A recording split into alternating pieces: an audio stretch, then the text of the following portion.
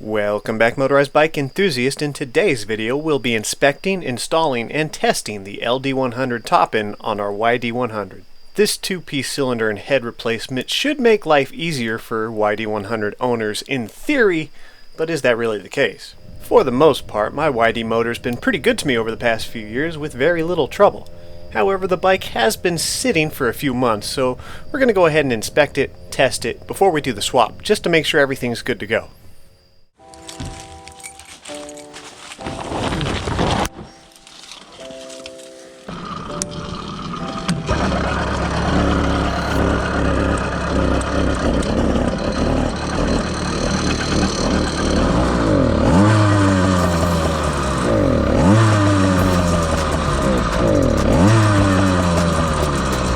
It says 59.2 degrees Fahrenheit. That's our ambient temperature in the shade.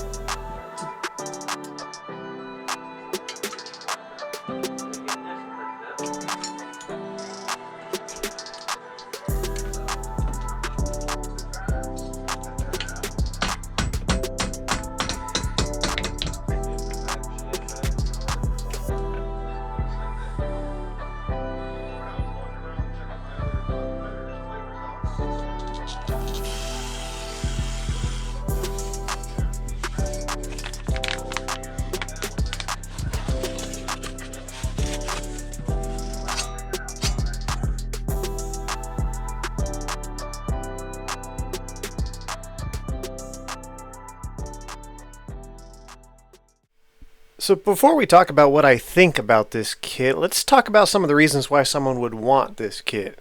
Convenience certainly plays a large part. The ability to just remove the head to inspect your piston and cylinder is a convenience that I'll never underappreciate. The one-piece design of the stock YD-100 means that to inspect these, you have to remove the exhaust, intake, and in some builds you'll have to unmount the motor so you can tilt it in order to pull the jug, which was the case even on my Cranbrook, which is known to be pretty forgiving when it comes to fitting motors. This might not sound like a big deal to some, but even the most devout motorized bike enthusiast will find themselves having a day where they just want to get the bike back up and running so they can get to work.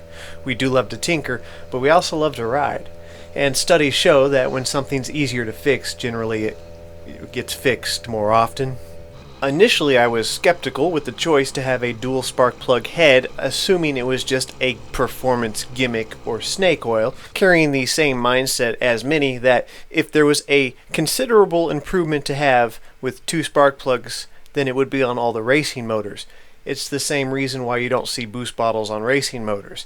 However, thanks to the community, I was actually informed why they really have two spark plugs on certain two-stroke engines, and that's for redundancy. Apparently, back in the day, there were dual sports and dirt bikes that had two spark plugs, but only one CDI feeding the power. You could swap from one plug to the other if it had gone bad on you during a ride, and this is something I can really appreciate because I've had multiple spark plugs go out on the YD-100 due to them just running hotter. being able to quickly swap from one to the other, whether it's just to see if that is the problem or to actually fix the problem, is a fantastic idea, in my opinion, and I now support this on all heads. Or, well, not all, but, some.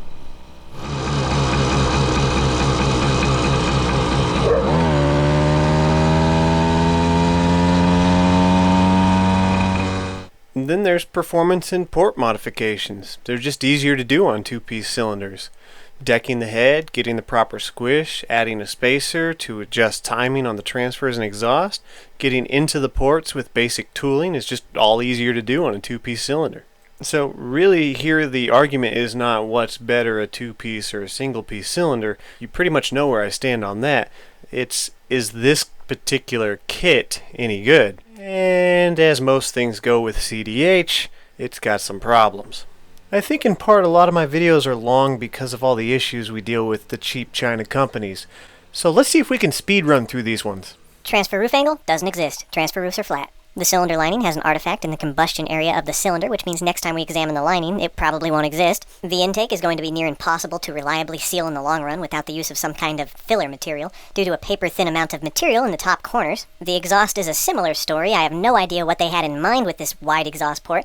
Don't get me wrong, wide exhaust ports are usually beneficial, so long as you have enough mating surface material for the exhaust system to actually seal. Maybe a BT-100 can slide in there, but I have no idea what they were going with here.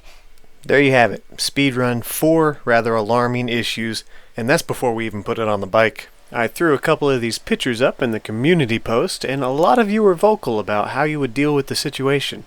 But today, I think I'm feeling just gonna send it. I figure hell, just goop a bunch of gray gasket sealer all over the intake and use the best exhaust gasket you got, see what happens. Luckily with the squish gap on one base gasket, we got 0.8 millimeters, so I'm happy with that. But sadly, the potential benefit of using one hotter and one colder plug for certain riding conditions doesn't exist, as the standard NGK plugs we're used to using in these kits won't work, as they contact the piston. So I had to use stock motorized bike spark plugs.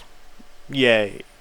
Other than what I consider to be terrible engineering and a small defect in the cylinder lining, the cylinder's portwork itself actually looks fantastic. As a matter of fact, had they simply applied more mating surface to the intake and exhaust ports, I think the stock portwork would have been better than I've seen on pretty much any China doll motor, obviously not including the Phantom 85. No major headaches or hurdles along the way. It went together pretty smooth and actually fired right up.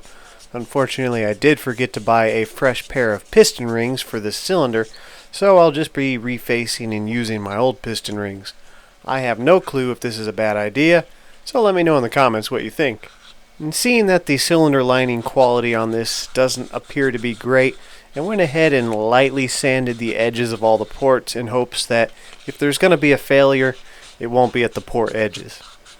So let's go ahead and take it for a quick cruise, and when we get back, I'll let you know what I think.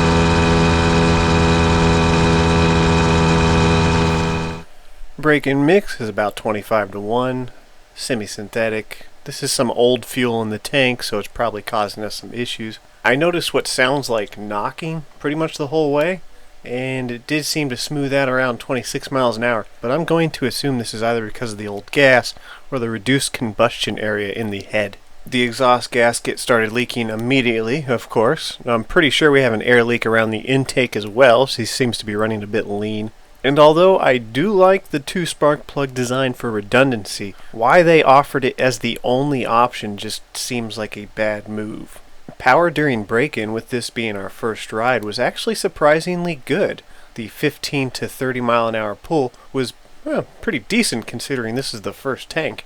I honestly think that this cylinder combo has some potential, but I'm gonna recommend staying away from it. So here's how I see it. If you're somebody who loves to tinker and you don't mind doing some excessive work to these cylinders to get the results you desire, this is something that's probably right up your alley. But for everyone else who just wants a decent bolt-on option that's relatively trouble-free, this is definitely not going to be the way to go. The hobby's full of some creative minds which will probably come up with some relatively simple solution to these problems, but without adding filler to the intake for a good seal and fabricating your own custom exhaust flange, I foresee this being trouble. Just like with CDH's 49mm iron sleeve cylinder, this is a blatant disregard for quality control.